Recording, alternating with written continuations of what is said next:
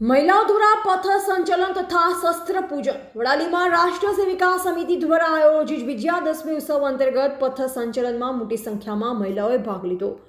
રાષ્ટ્રીય સ્વયંસેવક સંઘની મહિલા પાંખ રાષ્ટ્ર સેવિકા દ્વારા વિજયાદશમી ઉત્સવ વડાલી શહેરમાં ઉજવાયો। આ પ્રસંગે પથ સંચલન તથા શસ્ત્ર પૂજન મહિલાઓ દ્વારા કરાયું।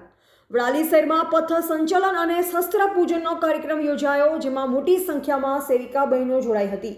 વડાલી શહેરમાં પથ સંચલનમાં શસ્ત્ર તથા લાઠી ધારણ કરી ચાલતી દુર્ગા સ્વરૂપ સેવિકા બહેનોના પથ સંચલન ઉપર લોકોએ ઠેર ઠેર પુષ્પવર્ષા કરી।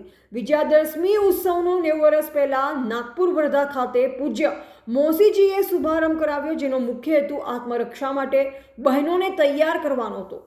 બહેનો પોતાના જીવનમાં સક્ષમ બને, જરૂર પડે રાષ્ટ્રહિતમાં ભૂમિકા નિભાવી શકે તેવા સંઘના નિર્દેશન અંતર્ગત પથ સંચલનનો કાર્યક્રમ યોજાયો, જેમાં મોટી સંખ્યામાં મહિલાઓએ ભાગ લીધો। રિપોર્ટર જયેશ ઠાકોર સાથે શૈલેષ પટેલ, જિલ્લા બ્યુરો ચીફ, સાબરકાંઠા।